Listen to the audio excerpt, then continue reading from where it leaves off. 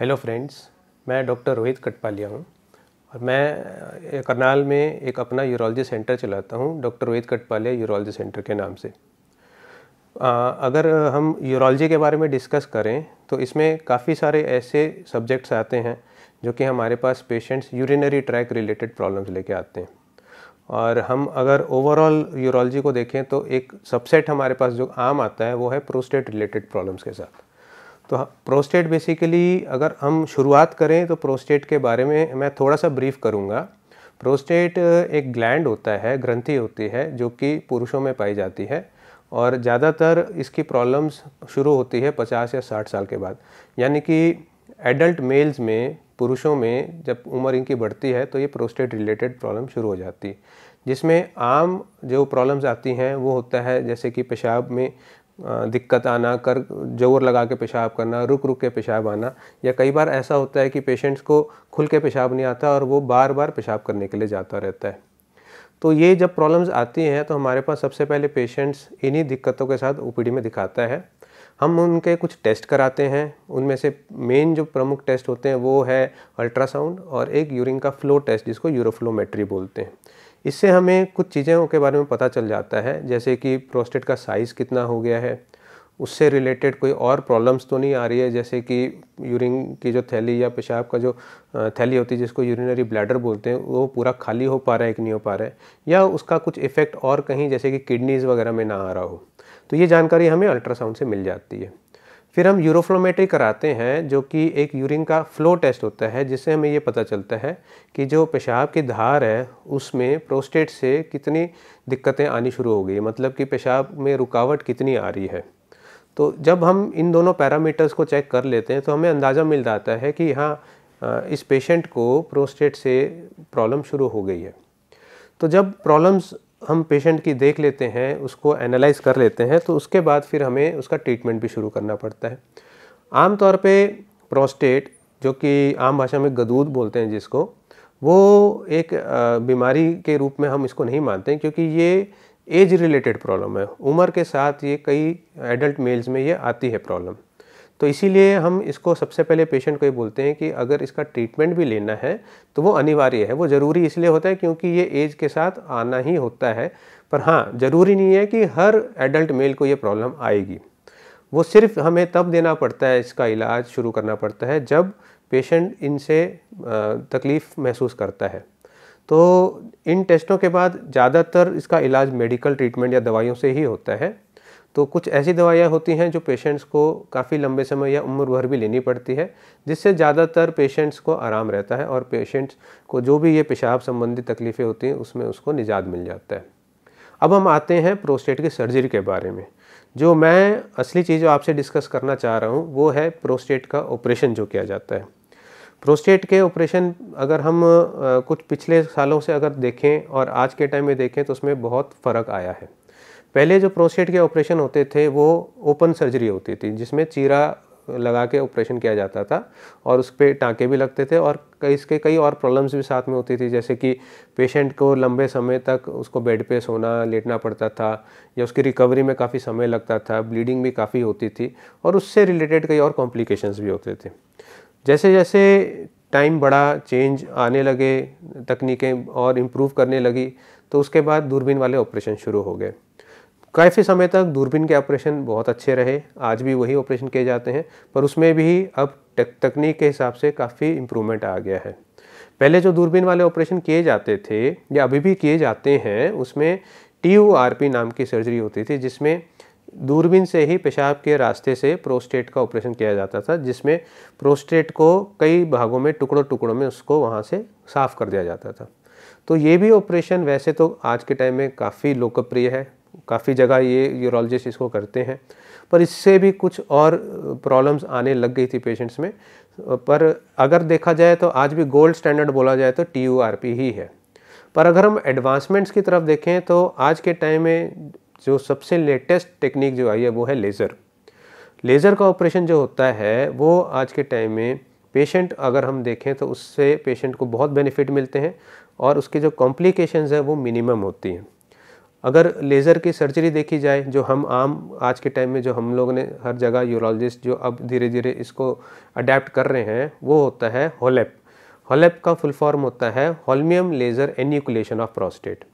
तो ये जो सर्जरी होती है इसमें होल्मियम लेज़र यूज़ होता है और इस सर्जरी के बहुत सारे बेनिफिट्स होते हैं।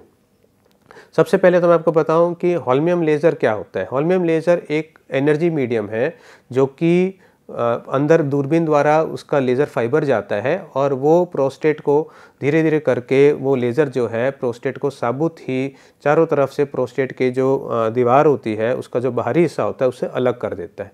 और जब वो अलग हो जाता है तो साबुत प्रोस्टेट जो है वो वहाँ से निकल जाता है। तो ये बिल्कुल वैसा ही है, मान लो आपने किसी संतरे के छिलके में से निकाल दिया, तो जो बाहरी हिस्सा है जिसको हम कैप्सूल बोलते हैं, वहाँ से ये लेज़र जो है वो इसको कैप्सूल से प्रोस्टेट को अलग कर देती है। फिर जो ये प्रोस्टेट वाला हिस्सा जो साबुत का साबुत निकलता है वो एक मशीन द्वारा अंदर पेशाब की थैली में जब वो पहुँच जाता है तो वहाँ से उसको निकाल दिया जाता है, जिसको हम मेडिकल टर्म में बोलते हैं मॉर्सेलेशन।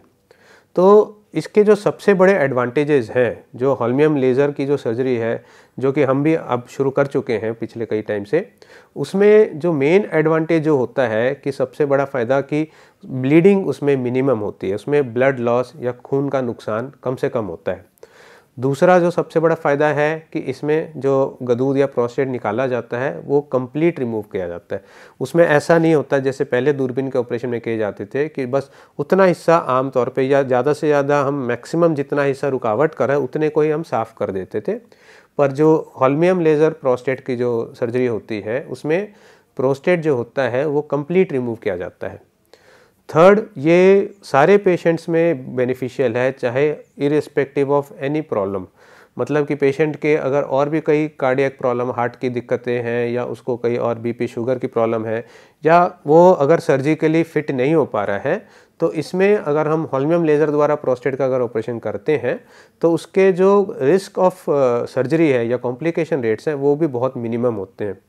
उसकी भी वजह है, उसकी मेन वजह क्यों है कि जो ये सर्जरी की जाती है इसमें एक पानी का फ्लो चाहिए होता है हमें, जिसको हम बोलते हैं इरिगेशन फ्लूइड।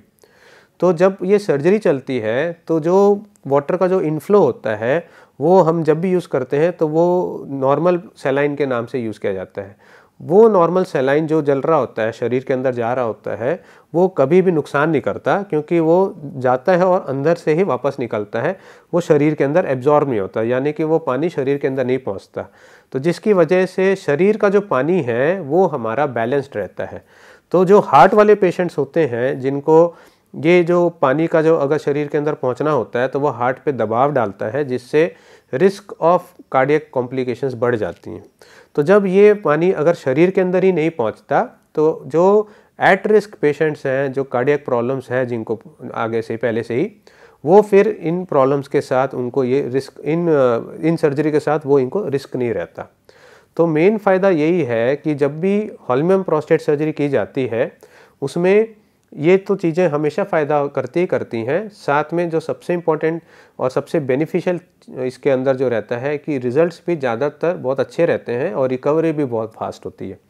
यानी कि पेशेंट को हम ज़्यादातर 24 घंटे या ज़्यादा से ज़्यादा अगर ज़रूरत पड़ता है 48 घंटे तक हॉस्पिटल में रखते हैं और फिर उनके 1 या 2 दिन में एक पेशाब की नली या कैथेटर जो होता है उसको हम फिर निकाल देते हैं। तो जो होलेप है या होल्मियम लेज़र का जो ये ऑपरेशन होता है, ये है तो इसको काफ़ी साल हो गए हैं, पर अब ये धीरे धीरे बहुत तेज़ी से कई हॉस्पिटल्स और यूरोलॉजिस्ट इसको अडेप्ट कर रहे हैं। और उसकी मेन वजह ही यही होती है कि प्रोस्टेट जो है, ये जो ऑपरेशन है, ये रिज़ल्ट एज वेल एज़ अगर हम सेफ्टी पैरामीटर्स देखें तो इससे अच्छी तकनीक नहीं है। तो अगर हम ओवरऑल प्रोस्टेट हेल्थ के बारे में जिक्र करें, ज़्यादातर जितने भी बुज़ुर्ग आदमियों को ये प्रॉब्लम फेस करनी पड़ती है उसमें मेडिकल ट्रीटमेंट ऑलमोस्ट 70 to 80% तक कामयाब रहता है।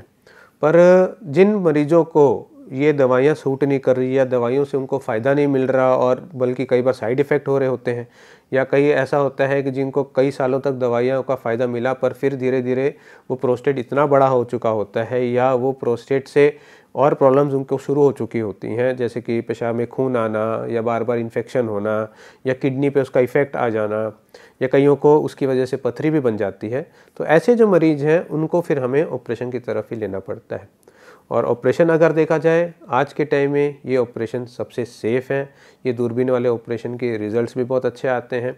और ख़ास तौर पे अगर आज के टाइम में हम जो दूरबीन वाले ऑपरेशन को अगर हम गिने तो उनमें से जो हॉलेप सर्जरी है या होल्मियम लेज़र एन्यूक्लेशन ऑफ प्रोस्टेट जिसको कहते हैं, ये एक बहुत ही कामयाब और बहुत ही improvised form of endoscopic surgery जिसको बोलते हैं वो आ चुका है। तो इसीलिए अगर मैं सजेस्ट करूं, कभी भी आपको अगर प्लान करना पड़े, आपकी मजबूरी ऐसी हो रही है कि अब सर्जरी की तरफ ही बढ़ना है, तो आप हॉलेप ही चुनिएगा, क्योंकि इस सर्जरी से नो डाउट हमें रिजल्ट्स तो अच्छे मिलते ही हैं, बल्कि पेशेंट्स भी ज़्यादातर बहुत सेटिस्फाइड होता है और उसको पोस्ट सर्जरी उसकी जो रिकवरी है या उसको जो रिज़ल्ट चाहिए होता है उसमें भी वो हमेशा खुश रहता है। Thank you.